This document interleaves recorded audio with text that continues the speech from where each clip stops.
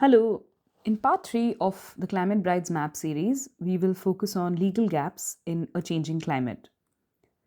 Now, legal gaps are not just about missing laws, they are about how laws are written, interpreted, and accessed.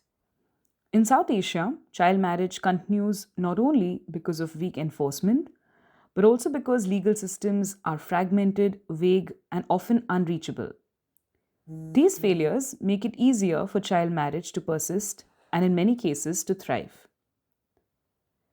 Climate change deepens this crisis, amplifying the pressures that families and legal systems already struggle to manage.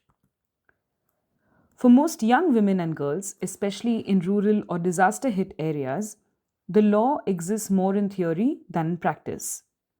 Courts are far, procedures complex, and legal aid is scarce. Families may lose or lack essential documents such as birth certificates or identity cards, especially after disasters like floods or fires. Legal literacy adds yet another barrier. Even with a legal minimum age, exception clauses and weak enforcement create ambiguity. For instance, the 2017 Child Marriage Restraint Act in Bangladesh permits marriage under 18 in special cases, enabling broad discretion by families, community leaders, and local officials. In moments of climate stress, like a failed harvest or a destructive storm, these loopholes are used to justify early marriage as a form of crisis management. Legal ambiguity does not just allow child marriage to continue, it enables it.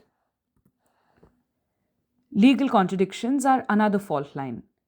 In India, civil law prohibits marriage under 18, but personal laws for different religious communities often allow it under certain conditions. This creates confusion for families and law enforcement. Instead of deterring child marriage, these legal overlaps often enable it, especially when families or authorities choose the version that suits social or economic convenience. Most child marriage laws focus on setting age thresholds, but age is only part of the picture. These laws rarely address the deeper drivers of early marriage, including poverty, displacement, gender inequality, and loss of livelihoods, all of which are intensified by climate stress. In Gaibandha in Bangladesh, seasonal river erosion regularly displaces entire communities. Families lose land, income, and social standing. With few options, news reports indicate that parents have married off daughters to secure some form of stability. Even though the law prohibits it, enforcement is weak and social norms reinforce the practice. The state is frequently absent and the law unenforceable. Legal protections are not applied equally. In remote districts of Nepal, Dalit and indigenous girls face layered discrimination by caste, gender, and geography.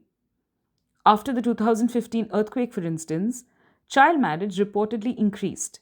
Families feared for girls' safety in temporary shelters, where the risk of violence rose sharply. Marriage, though harmful, was seen as protection.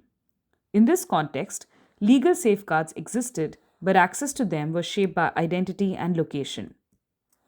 Many legal approaches rely on punishment, treating early marriage as a crime without acknowledging the structural conditions that drive it. Families navigating poverty, crisis, or displacement may see marriage as their only option. When the law responds by criminalizing them, it often adds to their hardship without addressing the root causes. A law that punishes without protecting is not justice. To close these gaps, laws must do more than define an age. They must reflect lived realities. A more meaningful approach then would harmonize fragmented legal systems, ensure displaced girls retain legal identity and access to protection, embed legal services within climate response strategies, expand community based climate aware legal literacy. Because in a changing climate, justice must adapt. The law should not vanish when crises hit. It must be designed to protect, especially those who have always been the most at risk.